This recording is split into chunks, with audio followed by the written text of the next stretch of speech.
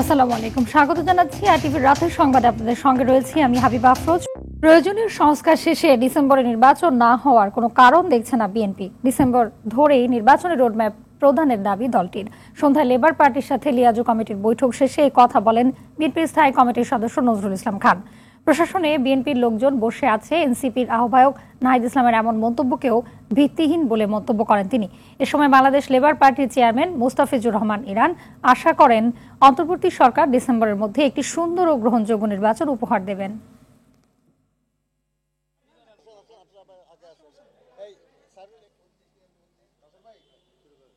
প্রয়োজনীয় সংস্কার শেষে নির্বাচন অনুষ্ঠানের জন্য ডিসেম্বরের বেশি অপেক্ষা করার কোনো কারণ আমরা দেখি না। কাজেই এই ব্যাপারে যদি কেউ অন্য মত পোষণ করে তাহলে তাদেরকে যুক্তি দিয়ে বলতে হবে যে কেন এর চেয়ে বেশি সময় দরকার। প্রয়োজনীয় সংস্কার শেষে দ্রুত নির্বাচন হওয়া উচিত বলে মনে করে ইসলামী ঐক্যজোট। আগারগাঁও নির্বাচন ভবনে প্রধান নির্বাচন কমিশনার নাসির উদ্দিনের সঙ্গে সৌজন্য সাক্ষাৎ শেষে সাংবাদিকদের কথা জানান দলের মহাসচিব সাখাওয়াত হোসেন রাজি। এ সময় তিনি আরও বলেন, সিইসিকে তারা সুষ্ঠু ও নিরপেক্ষ নির্বাচনের বিষয়ে বলেছেন। বাংলাদেশে এমন নির্বাচন প্রয়োজন যেন ভবিষ্যতে আর কোনো ফ্যাসিস্টের জন্ম না হয়।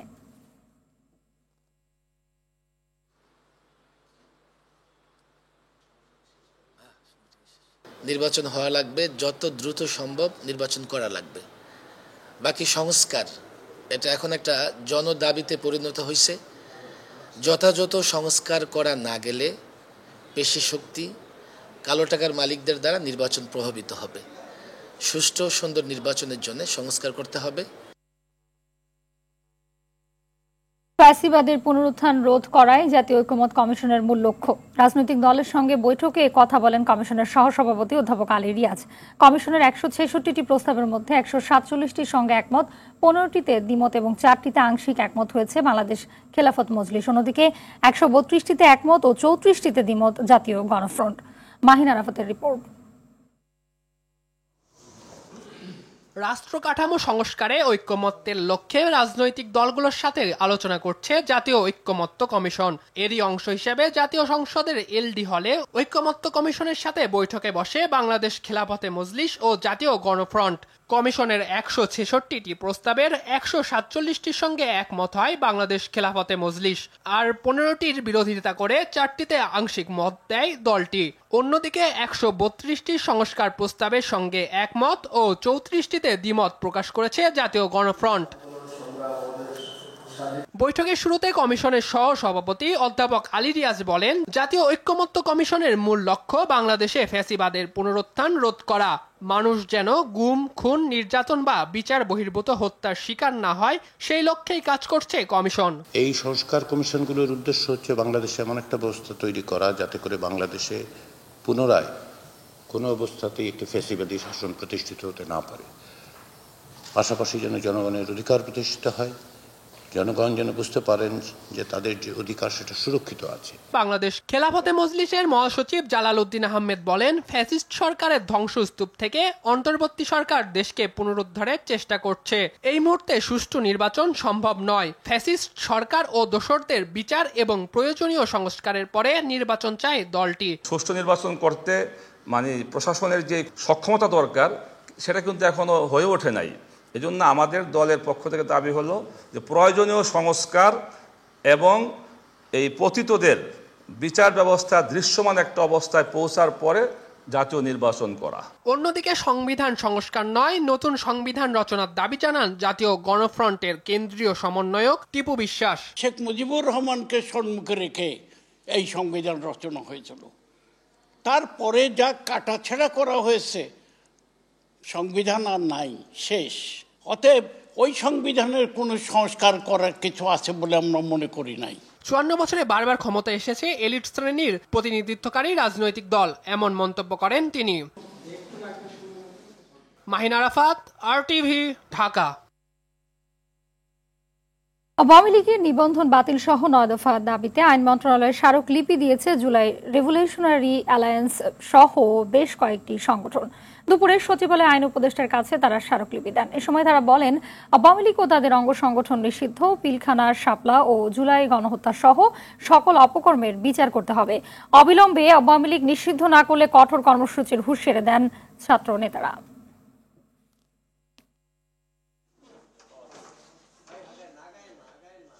খুনগুলো করেছে, এত ভাইদের রক্ত ঝরিয়েছে, তাদের প্রত্যেককে বিচারের মুখোমুখি করতে হবে। কোনো এক অজানা কারণে আমরা দেখেছি যে প্রশাসন আসলে আওয়ামী লীগের বিচার নিয়ে অতটা আগ্রহী না। অতি দ্রুত আওয়ামী লীগ নিষিদ্ধ করার দাবিতে আওয়ামী লীগের নিবন্ধন বাতিল এবং সর্বশেষ জুলাই আগস্টে গণহত্যাকারী সংগঠিত করে আওয়ামী লীগকে আমরা বাংলাদেশে আর এক মুহূর্তের জন্য কোনোভাবেই রাজনীতি করতে সুযোগ দিতে চাই না। ঢাকা 5 আসনের সাবেক সংসদ সদস্য কাজী মনিরুল ইসলাম মনুকে গ্রেপ্তার করেছে ঢাকা মহানগর গোয়েন্দা পুলিশ ডিবি। সোমবার রাজধানীর গুলশান থেকে তাকে গ্রেপ্তার করা হয়। মনিরুল ইসলামের বিরুদ্ধে বৈষম্য বিরোধী ছাত্র আন্দোলনের ঘটনায় হত্যা সহ 12টি মামলা রয়েছে বলে ডিএমপি সূত্র জানায়। গেল বছর 5 আগস্ট ছাত্র জনতার অভ্যুত্থানে আওয়ামী লীগ সরকার পতনের পর থেকে পলাতক ছিলেন তিনি। 2020 সালের 17 অক্টোবর ঢাকা 5 আসনের উপনির্বাচনে নৌকা প্রতীক নিয়ে জয়ী হয়েছিলেন কাজী মনিরুল ইসলাম। তবে দ্বাদশ সংসদ নির্বাচনে আওয়ামী লীগ তাকে মনোনয়ন দেয়নি। 5 আগস্ট চানখারপুলে গণহত্যার ঘটনায় ডিএমপির সাবেক কমিশনার সহ 8 জনকে অভিযুক্ত করে চিফ প্রসিকিউটরের কাছে প্রতিবেদন জমা দিয়েছে আন্তর্জাতিক অপরাধ ট্রাইব্যুনালের তদন্ত দল। পুনর্গঠিত হবার পর এটি প্রথম তদন্ত প্রতিবেদন। আনুষ্ঠানিক বিচার শুরুর জন্য কয়েকদিনের মধ্যেই ট্রাইব্যুনালে ফরমাল চার্জশিট দাখিল করা হবে বলে জানান চিফ প্রসিকিউটর। অরণ্য গফুরের রিপোর্ট। জুলাই আন্দোলনের চূড়ান্ত দিন 5 আগস্ট শেখ হাসিনার ক্ষমতা রক্ষায় মরিয়া হয়ে ওঠে পুলিশ বাহিনী।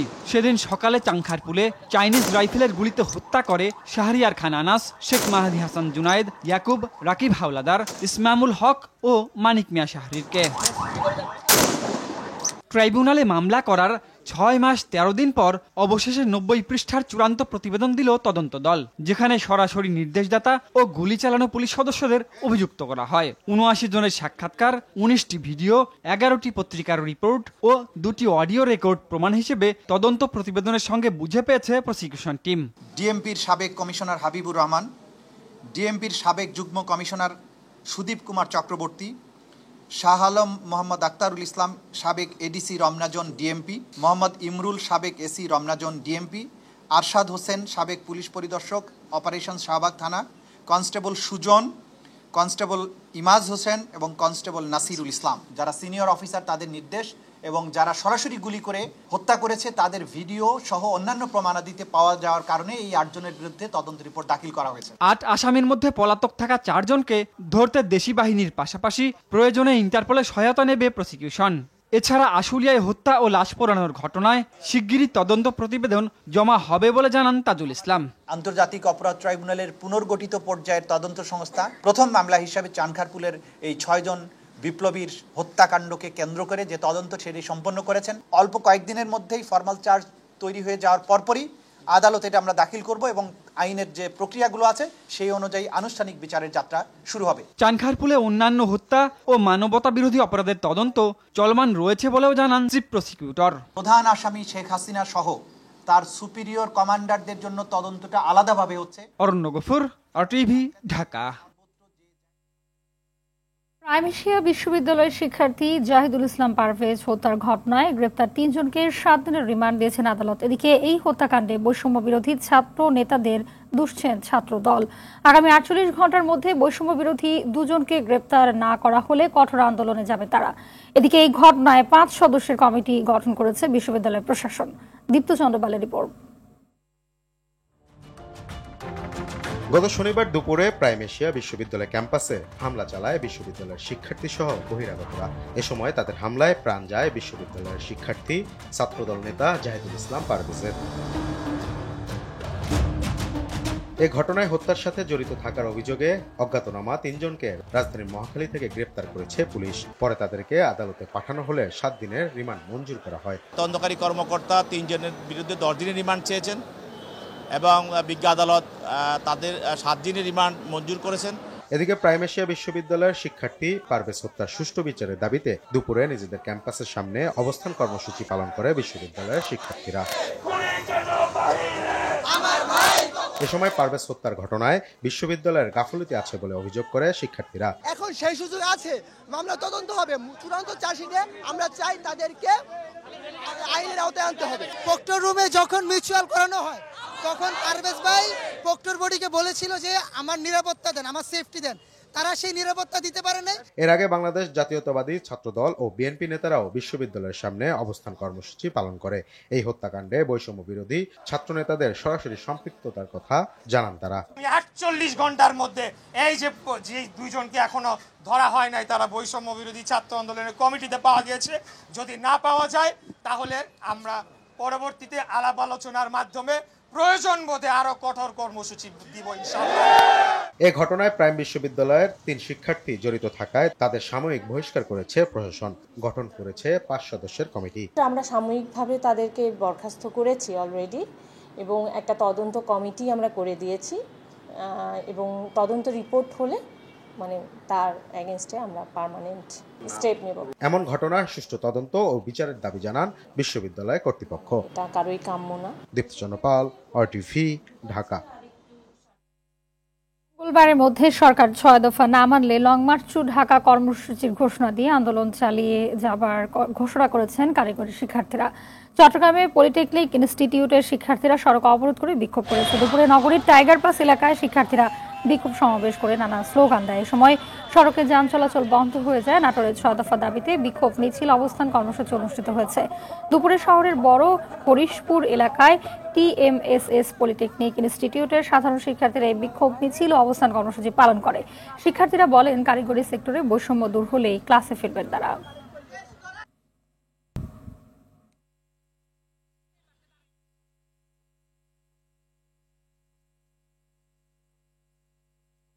নিয়মিত ওয়ার্ড ক্লাস না হওয়ায় সুনামগঞ্জ মেডিকেল কলেজ ও হাসপাতালের দ্রুত কার্যক্রম চালুর দাবিতে অনির্দিষ্টকালের জন্য ক্লাস বর্জনের পাশাপাশি দাবি না মানা পর্যন্ত একাডেমিক ও প্রশাসনিক কার্যক্রমও আজ থেকে অনির্দিষ্টকালের জন্য শাটডাউন ঘোষণা করা হয়েছে।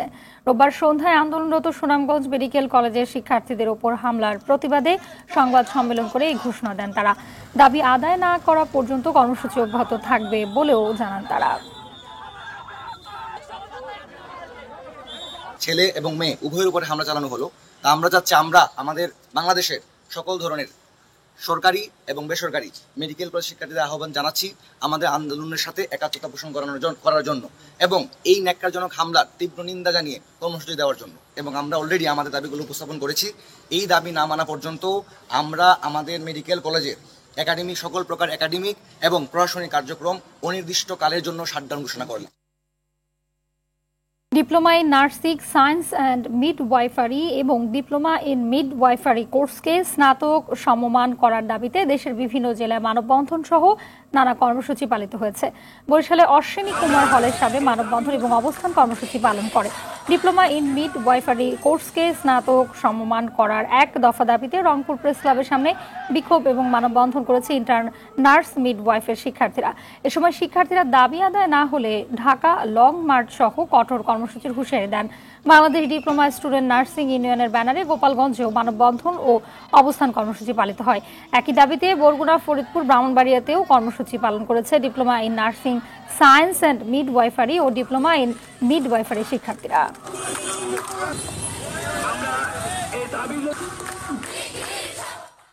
আন্দোলনরত ছাত্রদেরকে আলোচনায় বসার আহ্বান জানিয়েছেন কুয়েট ছাত্র কল্যাণ পরিষদের পরিচালক মোহাম্মদ আব্দুল্লাহ ইলিয়াস আক্তার। দুপুরে সংবাদ সম্মেলনে এই আশা ব্যক্ত করেন তিনি। এ সময় তিনি বলেন, আলোচনার মাধ্যমে উদ্ভূত পরিস্থিতির সমাধান সম্ভব। যেসব শিক্ষার্থীদেরকে বহিষ্কার করা হয়েছে তাদের বিষয়ে প্রশাসনের সঙ্গে আলোচনা করা হবে। এ সময় কুয়েট শিক্ষক সমিতির অধ্যাপক ডক্টর মোহাম্মদ শাহিদুল ইসলাম, ছাত্র কল্যাণ পরিষদের সহকারী পরিচালক রাজু আহমেদ সহ ছাত্র কল্যাণ পরিষদের শিক্ষকরা উপস্থিত ছিলেন। বলেছে যে আমরা সংখ্যায় কম আসছি, আমাদের এই অল্প কয়েকজনের পক্ষে বড় একটা বডির সিদ্ধান্ত দেওয়াটা একটু মুশকিল, তাই বাকিদের সাথে ওরা কিছু কথা বলবে, আমাদের সাথে ওদের যোগাযোগ অব্যাহত রাখবে। আশা করতেছি যে কুয়েটে আবার স্বাভাবিক অবস্থা ফেরত আসবে। ছাত্ররা যেহেতু আমাদের সাথে বসছে, এটা ইঙ্গিত করে যে আশু আমাদের একটা সমস্যা সমাধানের দিকে যাচ্ছে। বেগম রোকেয়া বিশ্ববিদ্যালয়ের শিক্ষকের ছাত্রীদের উপর যৌন হয়রানি সহ পরীক্ষার খাতায় নাম্বার টেম্পারিং এর প্রতিবাদে প্রতীকী অবস্থান কর্মসূচি পালন করেছে শিক্ষার্থীরা। দুপুরে বিশ্ববিদ্যালয় ক্যাম্পাসের বিজয় সরণিতে অভিযুক্ত শিক্ষকদের প্রতীকী পুষ্পোত্তলিকায় জুতার মালা পরিয়ে এই কর্মসূচি পালন করেন শিক্ষার্থীরা। এ সময় শিক্ষার্থীরা রংপুর সহ সারা দেশের বিশ্ববিদ্যালয়গুলোতে অভিযুক্ত শিক্ষকদের দ্রুত বিচারের আওতায় আনার দাবি জানান। স্বরাষ্ট্র কৃষি উপদেষ্টার সাথে বৈঠকের পর দাবি পূরণের আশ্বাসে খামারবাড়ি কৃষি সম্প্রসারণ অধিদপ্তরের অবস্থান কর্মসূচি স্থগিত করেছে কৃষি প্রকৌশল ইনস্টিটিউটের আন্দোলনরত শিক্ষার্থীরা। উচ্চশিক্ষা স্বতন্ত্র কৃষি বিশ্ববিদ্যালয় সহ ৮ দফা দাবিতে সকাল থেকে খামারবাড়ি কৃষি সম্প্রসারণ অধিদপ্তর অবরুদ্ধ করে রাখে ১৮টি সরকারি ও বেসরকারি কৃষি প্রকৌশল ইনস্টিটিউটের শিক্ষার্থীরা। এতে স্থবির হয়ে পড়ে প্রতিষ্ঠানটির কার্যক্রম।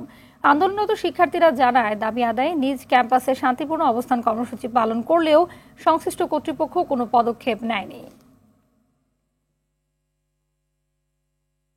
চির বিদায় নিলেন রোমান ক্যাথলিক খ্রিস্টানদের নেতা পোপ ফ্রান্সিস। সোমবার ভ্যাটিকানের স্থানীয় সময়ের সকাল ৭:৩৫ শেষ নিঃশ্বাস ত্যাগ করেন তিনি। ১২ বছর পোপের দায়িত্ব পালন করেছেন ফ্রান্সিস। সম্প্রতি নিউমোনিয়া আক্রান্ত হয়ে গুরুতর অসুস্থ হয়ে পড়েন সদ্য প্রয়াত পোপ। তার মৃত্যুতে শোক জানিয়েছেন প্রধান উপদেষ্টা ডক্টর মোহাম্মদ ইউনূস, বিএনপির ভারপ্রাপ্ত চেয়ারম্যান তারেক রহমান সহ বিশ্ব নেতারা। বিনয়ামিনের রিপোর্ট। নিউমোনিয়ায় আক্রান্ত হয়ে ৫ সপ্তাহ হাসপাতালে থাকার পর সুস্থ হয়ে ভ্যাটিকানে ফিরেছিলেন এক যুগ ধরে রোমান ক্যাথলিকদের নেতৃত্ব দিয়ে আসা পোপ ফ্রান্সিস। রোববার হুইলচেয়ারে বসে সেন্ট পিটার্স ব্যাসিলিকার বারান্দা থেকে হাত নেড়ে ইস্টার সানডের শুভেচ্ছা জানান তিনি। এটি তার জীবনের শেষ ছবি। এর পরদিনই এলো তার মৃত্যুর খবর। শারীরিক অসুস্থতার কারণে ২০১৩ সালে তৎকালীন পোপ ষোড়শ বেনেডিক্ট পদ ছেড়ে দিলে পোপ নির্বাচিত হন আর্জেন্টিনার ধর্মযাজক জর্জ মারিও বারগোলিও। পোপ নির্বাচিত হয়ে ফ্রান্সিস নাম গ্রহণ করেন। ১৯৩৬ সালের ১৭ ডিসেম্বর আর্জেন্টিনার বুয়েন্স আয়ার্সে জন্ম তার। ইউরোপের বাইরে থেকে নির্বাচিত প্রথম পোপ তিনি। কল্যাণমুখী ও মানবতাবাদী কর্মকাণ্ডের মাধ্যমে বিপুল জনপ্রিয়তা অর্জন করেন পোপ ফ্রান্সিস। স্রোতের বিপরীতে গিয়ে সবসময় সোচ্চার ছিলেন ফিলিস্তিনিদের অধিকারের পক্ষে। ইস্টার সানডের দিন জীবনের শেষ সভাতেও গাজা যুদ্ধ বন্ধের আহ্বান জানান তিনি। ২০১৭ সালে বাংলাদেশে এসে রোহিঙ্গাদের অধিকারের পক্ষেও সমর্থন জানান তিনি। প্রয়াত পোপ ফ্রান্সিসের প্রতি অব্যাহত রয়েছে বিশ্ব নেতাদের শ্রদ্ধা জ্ঞাপন। শান্তিতে ঘুমান পোপ ফ্রান্সিস শিরোনামে শোকবার্তা দিয়েছে হোয়াইট হাউস। ইউরোপীয় নেতারা ছাড়াও শ্রদ্ধা জানিয়েছে জন্মভূমি আর্জেন্টিনা, ভারত, ইরান ও জাপান। মুবতানি বার ডিপ্লোমাসি রো তাযঈফ ওয়া মুখতাল বকনান। পোপ ফ্রান্সিসের মৃত্যুতে গভীর শোক জানিয়েছেন প্রধান উপদেষ্টা ডক্টর ইউনূস। শোক জানিয়েছেন বিএনপির ভারপ্রাপ্ত চেয়ারম্যান তারেক রহমানও। বাংলাদেশ জাতীয়তাবাদী দলের হয়ে শোকাহত ক্যাথলিক সম্প্রদায়ের প্রতি গভীর সমবেদনা জানান তিনি। নিয়ম অনুযায়ী মৃত্যুর ৪র্থ থেকে ৬ষ্ঠ দিনের মধ্যে পোপকে সমাহিত করা হয়। শেষ ইচ্ছা অনুযায়ী পোপ ফ্রান্সিস সমাহিত হবেন রোমের সান্তা মারিয়া ম্যাগিওর ব্যালিসিকায়। পোপের মৃত্যুর ১৫ দিন পর নতুন পোপ নির্বাচনে সভায় বসবেন কার্ডিনালরা। ১২০ জন কার্ডিনালের ভোটে নির্বাচিত হবেন ক্যাথলিক খ্রিস্টানদের পরবর্তী ধর্মীয় নেতা। সামদানি প্রত্যয়, RTV। রাতের সংবাদ এ পর্যন্তই। মধ্যরাতের সংবাদ ১টায় দেখার আমন্ত্রণ রইল। ধন্যবাদ সবাইকে।